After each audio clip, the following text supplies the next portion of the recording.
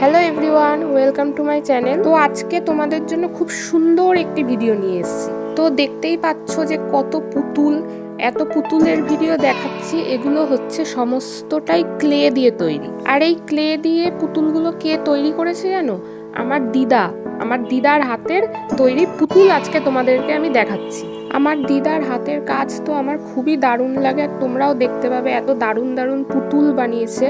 অনেক ধরনের পুতুল তোমরা দেখতে পারবে, গণেশ, তারপরে কৃষ্ণ, তারপর ছেলে পুতুল, মেয়ে পুতুল, তারপর অনেক ধরনের। তোমরা দেখতে থাকো ভিডিওটা, তাহলেই বুঝতে পারবে। পুতুলের এত নাম আমার মনে পড়ছে না, কিন্তু তোমরা প্রথম থেকে শেষ অবধি ভিডিওটা দেখো, তাহলে আশা করি তোমাদের খুবই ভালো লাগবে আর তোমরাও আইডিয়া পাবে পুতুল বানানোর ক্লে দিয়ে।